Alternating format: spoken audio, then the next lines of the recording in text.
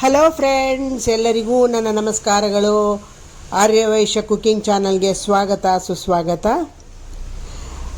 ಈ ದಿನ ನಾನು ಬೀಟ್ರೂಟ್ನಿಂದ 2 ತರಹದ ರೆಸಿಪಿಯನ್ನು ಮಾಡೋದನ್ನು ತೋರಿಸ್ತಾ ಇದ್ದೀನಿ. ರೆಸಿಪಿ ಅಂತಂದರೆ ಬೀಟ್ರೂಟ್ ಪಲ್ಯ ಮತ್ತು ಸೂಪು. ಅದನ್ನು ಹೇಗೆ ಮಾಡಬೇಕು, ಅದಕ್ಕೆ ಏನೇನು ಪದಾರ್ಥ ಹಾಕಿದ್ದೀನಿ ಅಂತ ನೋಡ್ಕೊಂಡು, ತುಂಬಾ ಸಿಂಪಲ್ ಆಗಿರುವಂತಹ ಸೂಪು, ತುಂಬಾ ಟೇಸ್ಟಿಯಾಗಿರುತ್ತೆ, ತುಂಬಾ ಚೆನ್ನಾಗಿರುತ್ತೆ. ಮೊದಲಿಗೆ ಅದನ್ನು ಹೇಗೆ ಮಾಡಿದ್ದೀನಿ ಅಂತ ನೋಡ್ಕೊಂಡು ಬರೋಣ. ಮೊದಲು ನಾವು ಬೀಟ್ರೂಟ್ ಪಲ್ಯವನ್ನು ಮಾಡೋದಕ್ಕೆ ಮಾಡೋಣ. ನಂತರ ಸೂಪನ್ನು ಕೂಡ ತೋರಿಸ್ತೀನಿ ಇವಾಗ ಹೇಗೆ ಮಾಡೋದು ಅಂತ. ಮೊದಲಿಗೆ ದೊಡ್ಡದಾದಂತಹ ಬೀಟ್ರೋಟನ್ನು 3 ಬೀಟ್ರೋಟನ್ನು ಹೆಚ್ಚಿ ಇಟ್ಕೊಂಡಿದ್ದೀನಿ. ಅದನ್ನು ಕುಕ್ಕರ್ಗೆ ಹಾಕಿ ಸಣ್ಣದಾಗಿ ಹೋಳು ಮಾಡಿ ಇಟ್ಕೊಂಡಿದ್ದೆ. ಅದನ್ನು ಕುಕ್ಕರ್ನೊಳಗೆ ಹಾಕಿ ಸ್ವಲ್ಪ ಉಪ್ಪು ಹಾಕೋಣ. ಉಪ್ಪು ಹಾಕ್ಬಿಟ್ಟು ನೀರು ನಾವು ಸೂಪ್ಗೆ ಎಷ್ಟು ಬೇಕೋ ಅಷ್ಟು ನೀರನ್ನು ಹಾಕೋಬೋದು. ನಾನು ದೊಡ್ಡದಾದ 1 ಲೋಟದಷ್ಟು ನೀರನ್ನು ಹಾಕ 3 ವಿಷಲ್ ಬಂದಿದೆ. ಅದನ್ನು ಒಲೆಯನ್ನು ಆರಿಸ್ಬಿಡೋಣ.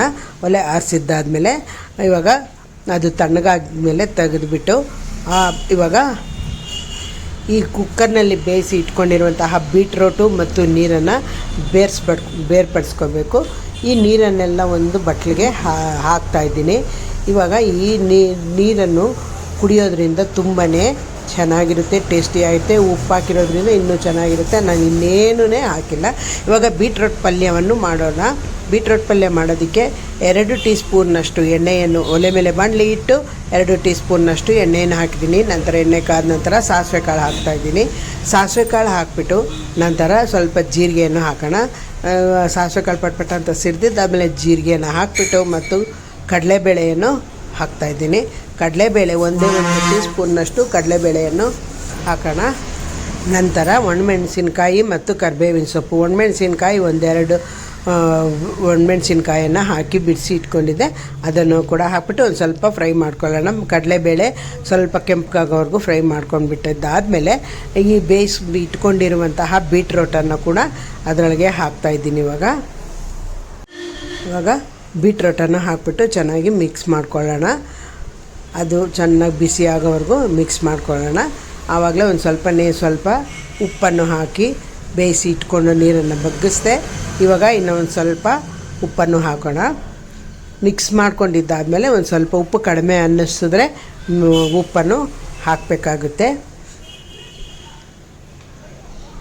ಇವಾಗ ಉಪ್ಪನ್ನು ಹಾಕಿ ಬೀಟ್ರೂಟ್ ತಿನ್ನುವುದರಿಂದ ರೋಗ ನಿರೋಧಕ ಶಕ್ತಿ ಕೂಡ ಹೆಚ್ಚಿಸುತ್ತೆ ಮತ್ತು ಲಿವರ್ಗೆ ತುಂಬಾ ಒಳ್ಳೆಯದು ಮತ್ತು ರಕ್ತದ ಒತ್ತಡ ನಿಯಂತ್ರಿಸುತ್ತದೆ. ಜೀರ್ಣಶಕ್ತಿ ಕೂಡ ಆಗುತ್ತೆ.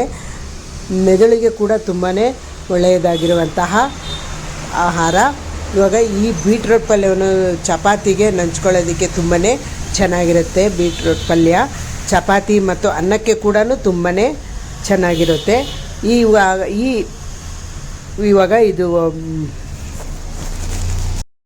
ಚೆನ್ನಾಗಿ ಬಿಸಿ ಆದಮೇಲೆ ಒಂದು ಸ್ವಲ್ಪ ನೋಡಬೇಕು. ಆವಾಗಲೇ ಉಪ್ಪು ಹಾಕಿದ್ನಲ್ಲ, ಅದಕ್ಕೆ ಉಪ್ಪು ಹೇಗಿದೆ ಅಂತ ನೋಡಿಬಿಟ್ಟು ಈ ಹೋಳುಗಳಿಗೆ ಉಪ್ಪೆಲ್ಲ ಸೂಪ್ನಲ್ಲಿ ಹೊರಟೋಗಿರುತ್ತೆ. ಅದಕ್ಕೆ ನಾವು ಸ್ವಲ್ಪ ಉಪ್ಪನ್ನು ಹಾಕಿ ಚೆನ್ನಾಗಿ ಮಿಕ್ಸ್ ಮಾಡ್ಕೊಳ್ಳೋಣ. ಈ ಸೂಪ್ ಕುಡಿಯೋದ್ರಿಂದ ತುಂಬಾ ಆರೋಗ್ಯಕ್ಕೆ ಒಳ್ಳೆಯದು ಮತ್ತು ಮೋಷನ್ ಕೂಡ ತುಂಬಾ ಚೆನ್ನಾಗಿ ಆಗುತ್ತೆ ಬೀಟ್ರೂಟ್ ತಿನ್ನೋದ್ರಿಂದ. ಈ ಸೂಪ್ ಅಂತೂ ತುಂಬಾ ಚೆನ್ನಾಗಿರುತ್ತೆ. ನೀವು ಕೂಡ ಒಮ್ಮೆ ಮಾಡಿ. ಇವಾಗ ಬೀಟ್ರೂಟ್ ಫ್ರೈ ಆಗಿದ್ದಾದಮೇಲೆ ಇದಕ್ಕೆ ಉಪ್ಪನ್ನು ಆಗಿದೆ. ಇವಾಗ ಒಂದು ಸ್ವಲ್ಪ ಹಸಿ ಕೊಬ್ಬರಿಯನ್ನು ಹಾಕಿ ಸ್ವಲ್ಪ ಚೆನ್ನಾಗಿ ಮಿಕ್ಸ್ ಮಾಡ್ಕೊಳ್ಳೋಣ. ಇದು ಚೆನ್ನಾಗಿ ಮಿಕ್ಸ್ ಮಾಡಿದ್ದಾದಮೇಲೆ ಹಸಿ ಕೊಬ್ಬರಿಯನ್ನು ಕೂಡ ಹಾಕ್ತಾಯಿದ್ದೀನಿ. ಹಸಿ ಕೊಬ್ಬರಿ ಹಾಕಿದ್ರೆ ತುಂಬಾ ಟೇಸ್ಟಿಯಾಗಿ ತುಂಬಾ ಚೆನ್ನಾಗಿರುತ್ತೆ. ಚಪಾತಿಗೆ ತುಂಬಾ ಚೆನ್ನಾಗಿರುತ್ತದೆ. ಇವಾಗ ಕೊಬ್ಬರಿಯನ್ನು ಹಾಕಿ ಎಲ್ಲ ಮಿಕ್ಸ್ ಮಾಡಿದ್ರೆ ಬೀಟ್ರೂಟ್ ಪಲ್ಯ ರೆಡಿ.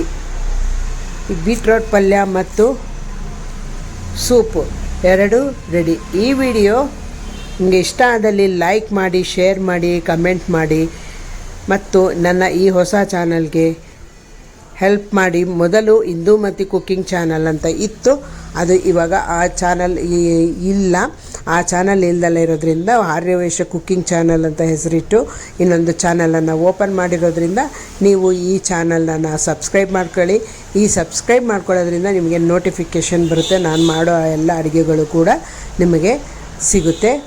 ಈ ವಿಡಿಯೋ ನಿಮಗೆ ಇಷ್ಟ ಆದಲ್ಲಿ ಲೈಕ್ ಮಾಡಿ, ಶೇರ್ ಮಾಡಿ, ಕಮೆಂಟ್ ಮಾಡಿ. ಇವಾಗ ಬೀಟ್ರೋಟ್ ಪಲ್ಯ ರೆಡಿ ಆಗಿದೆ. ಮತ್ತು ಈ ಬೀಟ್ರೋಟಿನ ಸೂಪ್ ತುಂಬಾ ಚೆನ್ನಾಗಿರುತ್ತದೆ. ಇದನ್ನು ಒಂದು ಬೀಟ್ರೋಟ್ ಸೂಪನ್ನು ಬಟ್ಲಿಗೆ ಹಾಕಿದ್ದೆ. ಇವಾಗ ನಾವು ಇದಕ್ಕೆ ಒಂದು ಕಪ್ಗೆ ಹಾಕ್ಕೊಂಡು ಸರ್ವ್ ಮಾಡಿಕೊಂಡು ಕುಡಿದ್ರೆ ತುಂಬ ಅಂದರೆ ತುಂಬಾ ಟೇಸ್ಟಿ ಆಗುತ್ತೆ. ನೀವು ಕೂಡ ಒಮ್ಮೆ ಈ ಸೂಪ್ ನೋಡಿದ್ರೆ ಇನ್ನೊಂದು ಸರ್ತಿ ನೀವು ಕುಡಿಬೇಕು ಅಂತ ಅನಿಸುತ್ತೆ. ಇದಕ್ಕೆ ಬೇಕಿದ್ದವರು ಮೆಣಸು, ಕಾಳು ಮೆಣಸು ಪುಡಿಯನ್ನು ಕೂಡ ಹಾಕ್ಕೊಂಡು ಕುಡಿಬಹುದು. ಇವಾಗ ಮಕ್ಕಳೇನಾದರೂ ಮನೆಯಲ್ಲಿದ್ದರೆ ಅವರು ಖಾರ ಇದ್ದರೆ ಕುಡಿಯಲ್ಲ ಅಂದರೆ ಈ ಉಪ್ಪೊಂದು ಹಾಕಿ ಈ ಬೀಟ್ರೋಟ್ ಸೂಪನ್ನು ಕೊಟ್ಟರೆ ತುಂಬಾ ಇಷ್ಟಪಟ್ಟು ಕುಡಿತಾರೆ. ದೊಡ್ಡವರು ಕೂಡ ತುಂಬಾ ಇಷ್ಟಪಟ್ಟು ಕುಡಿತಾರೆ.